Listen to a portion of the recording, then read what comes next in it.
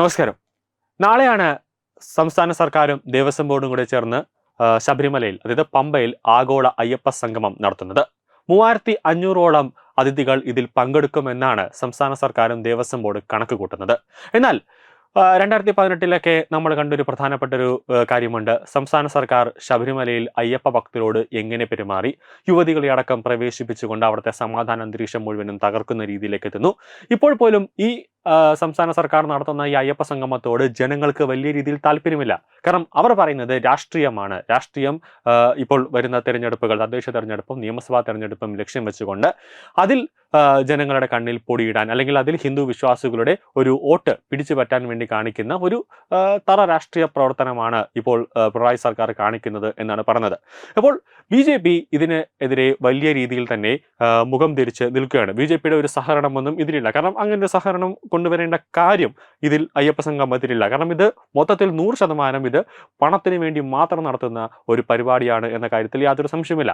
അതുകൊണ്ട് തന്നെ രാജീവ് ചന്ദ്രശേഖർ, BJPയുടെ കേരള സംസ്ഥാന അധ്യക്ഷൻ രാജീവ് ചന്ദ്രശേഖർ ഉൾപ്പെടെ പറഞ്ഞിരിക്കുന്നത്, അദ്ദേഹത്തിന്റെ പാർട്ടിയുടെ നിലപാട് തുറന്നു പറഞ്ഞിരിക്കുന്നത്, ഇതിൽ BJP ഈ അയ്യപ്പ സംഗമത്തിൽ BJP കൈകൊടുക്കില്ല, അയ്യപ്പ സംഗമത്തിൽ BJPയുടെ ഭാഗത്തു നിന്നും ഒരു പിന്തുണയും ലഭിക്കില്ല എന്നാണ് പറഞ്ഞിരിക്കുന്നത്. കൂടാതെ അദ്ദേഹം ഇന്ന് പിണറായി വിജയനെ നല്ല രീതിയിൽ എടുത്തിട്ട് പഞ്ഞിക്കിടുന്ന ഒരു അവസ്ഥ അല്ലെങ്കിൽ ഒരു സാഹചര്യം വരെ ഉണ്ടായിട്ടുണ്ട്.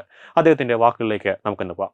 This is all a pre-election gimmick and unfortunately the Honorable Chief Minister, Mr. Pinarayi Vijayan of Kerala, is just doing what his colleague and his partner in the India Alliance, Rahul Gandhi, has done for several years, which is that before elections, Rahul Gandhi will put on a munda or a lungi or a dhoti and go to a Hindu temple, put a chandana kuri and say that I am a Hindu, in an attempt to mislead Hindu voters. This is exactly what Pinarayi Vijayan is now doing here after 10 years of single-handedly abusing the faith of Sabarimala Ayyappa Bhakts, single-handedly trying to destroy the traditions and culture of Sabarimala.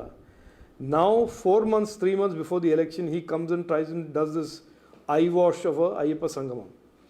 Look, I have no issues with him. He wants to change, he wants to be a Bhakt. That is good, I welcome him. But then he should be truly a Bhakt in his heart. And when he puts up big hoardings of Ayyappa Sangama and Sabarimala, the biggest glaring image missing in those hoardings is about Lord Ayyappa. You have an image of the Chief Minister Pinarayi Vijayan and the Minister Shivankuti as if they have anything to do with Sabarimala or anything to do with Ayyappa Bhakts.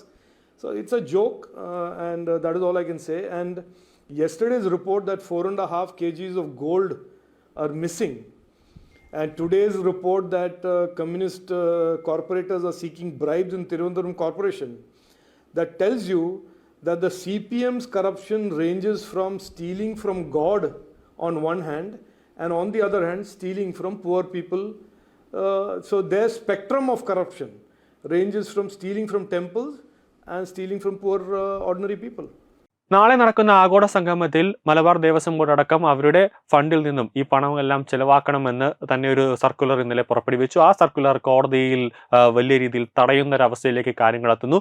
അങ്ങനെ പണം ലക്ഷ്യമിട്ട് അയ്യപ്പ ഭക്തർക്ക് കൂടുതൽ ബുദ്ധിമുട്ടുണ്ടാക്കുന്ന രീതിയിൽ എന്തൊക്കെയോ ഒരു ഗൂഢമായ ഉദ്ദേശം അല്ലെങ്കിൽ ഒരു ഗൂഢ ലക്ഷ്യം ഈ അയ്യപ്പ സംഗമത്തിന്റെ പിന്നിലുണ്ട് എന്ന് തന്നെയാണ് സോഷ്യൽ മീഡിയയും അതോടൊപ്പം തന്നെ ഹൈന്ദവരും ഒന്നടക്കം, ഹിന്ദു സംഘടനകൾ ഒന്നടക്കം ഇതിൽ ആരോപിക്കുന്നത്.